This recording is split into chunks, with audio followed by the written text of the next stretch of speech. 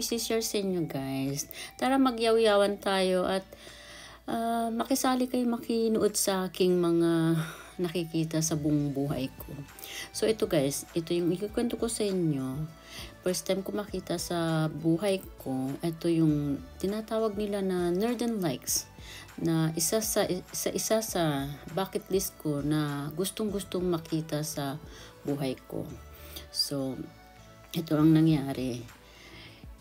Matutulog na sana ako sa araw na to. Tapos ang asawat ko at anak ko ay tinawag ako na dali-dali punta ka dito sa likod ng bahay natin para mayroon kaming ipapakita sa iyo.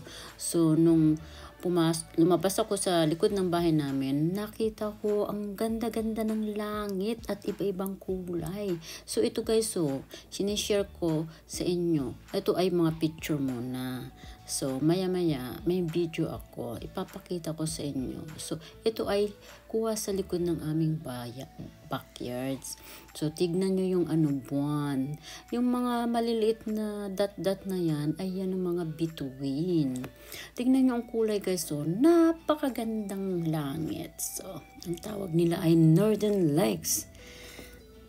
Para kung ignorante na, hindi ko maintindihan ang sarili ko na tuwan-tuwa ako, nagtatalon ako sa sobrang tuwa ba na first time ko makita sa buhay ko na mayroong Northern Lights sa backyard namin, di ba?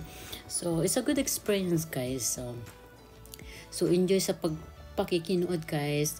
Pasensya na kayo kung ako ay madaldal, sobrang madaldal. So ito ay sinishare ko lang ang aking nararanasan sa araw-araw ng aking pamumuhay dito sa Canada guys. Ayan. So ito yung kulay ng langit. Araw ng gabi to gabi guys. Oras ng 10:00 ng gabi. So buti na lang nakita ko to. Kasi kinabukasan guys ay gustong-gustong makita ng mga ibang friend. Kaya lang, huli ng lahat, makulimlim, cloudy, hindi na nagpakita sa next day. One time lang nangyari ito. Kasi ang panahon nga naman, makulimlim, hindi natin alam kung anong mangyayari the next day. So, sa pagkakataon na to ay na-experience ko makita ito. Diba? Ang galing-galing. Ang tadhana talaga. Kung talagang para sa iyo na makita mo, ay para sa iyo. Katulad yung nangyari sa total eclipse, diba? Nakita ko na rin yon. First time ko rin nakita yon. Tapos ito, pangalawa.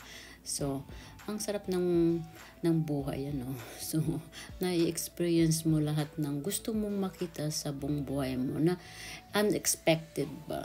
Na hindi naman sinasadya na makita mo ang mga ito. So, ayan. Enjoy sa pakikinood mga friends. Sana magustuhan ninyo. Pasensya na kayo kung ako ay masyadong yaw. Ang saya-saya ko lang talaga. So, ito yung backyard namin. Ito yung likod namin na nakuha ko. Masyadong madilim kasi kaya ganyan. Pero nag-enjoy ako guys. Malapit na kasi mawala kaya ganyan na ang itsura niya. So, thank you guys. Have a good day and see you in my next video. Bye!